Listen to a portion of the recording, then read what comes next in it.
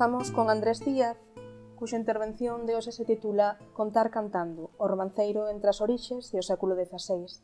Andrés é profesor de música no ensino secundario e ten unha dilatada experiencia como instrumentista e investigador vinculado á música antiga.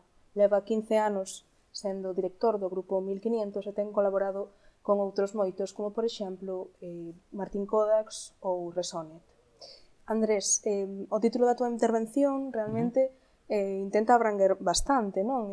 A nivel divulgativo poderíamos empezar preguntando ou introducindo un pouco o tema, dicindo cales son esas orixes, non, do romanceiro. Xa non que entendemos por romance, que, bueno, xa máis ou menos, pero cales son esas orixes?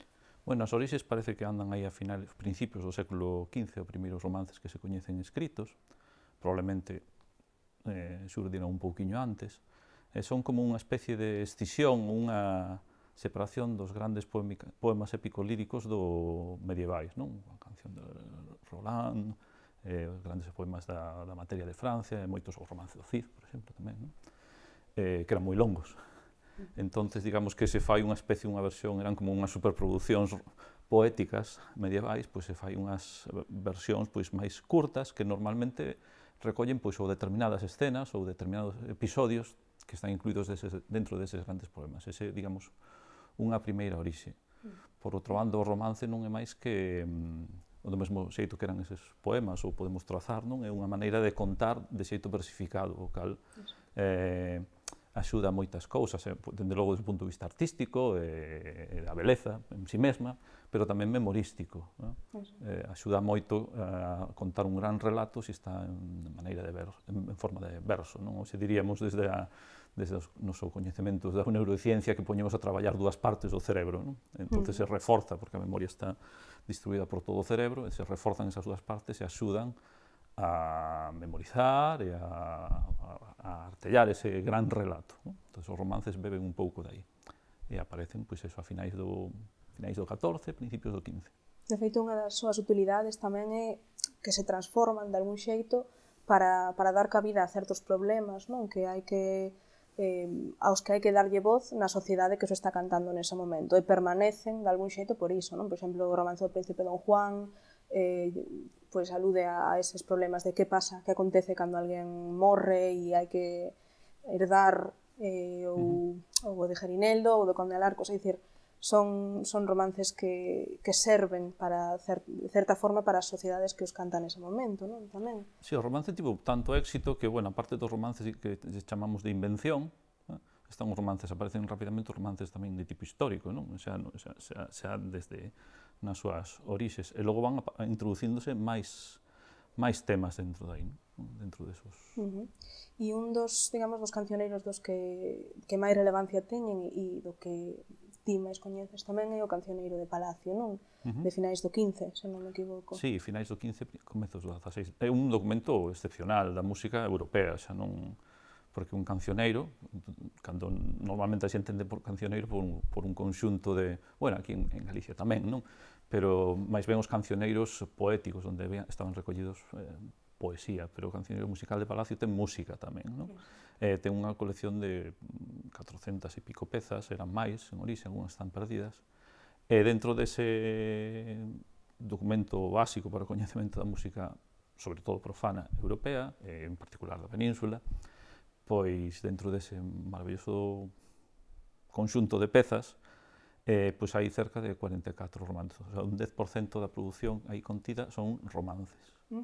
E é unha das fontes máis temperás de romances, en manuscrito, logo xa aparecen no século XVI con gran éxito, as coleccións, libros impresos de romances, incluso follas bandeiras, pero o Cancioneiro de Palacio, dende logo, unha das fontes principais, algúns romances que están ali na súa primeira versión coñecida.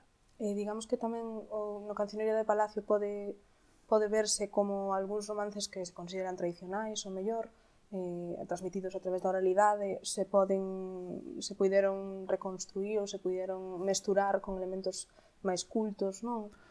Quizáis, ou... Sí, tampouco está moi claro que os romances se transmitiran oralmente, eso... Claro, non se sabe, incluso hai algúns autores que defenden que non son materia oral, que sempre foi materia escrita, non? O sea, eso non está claro e probablemente nunca se chega a saber moi ben por falta de documentación, non? Pero no cancioneiro, sí, no cancioneiro recolle eses romances, son os romances típicos estos históricos, que hai un sobre Alexandre Magno ou sobre Roldán, Don Gaiferos, do ciclo carolinxio, e logo hai tamén fronteirizos, como é lógico, porque o romance sendo un xénero autóctono na Península Ibérica, pois ese é un tema, un asunto importante, pero rapidamente os poetas e os músicos empezaron a versificar e a poñer en música outros temas. Por exemplo, o Cancioneiro de Palacio, o 90%, prácticamente o 90% é o amor cortés, que é a temática un pouco artificiosa a veces, non? No cancioneiro hai cancións, o sea, os xéneros literarios son a canción e o vilancico, que é a mesma cousa, a única diferencia entre un vilancico e unha canción é que o refrán no vilancico de 3 ou 2 versos e na canción de 4 ou máis.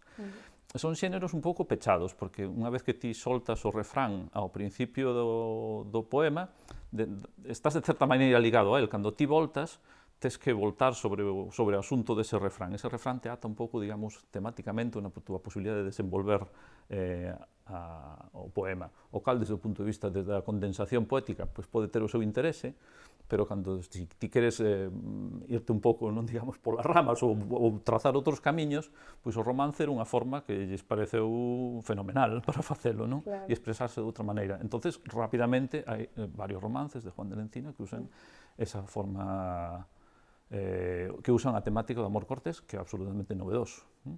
E tamén hai romances religiosos. Claro. Hai 2 romances religiosos, aínda que logo houve máis tardíamente moitos romances religiosos que se decían este se canta con la música de tal outro romance, non? O sea, ese tipo de cousa. Sí, exactamente.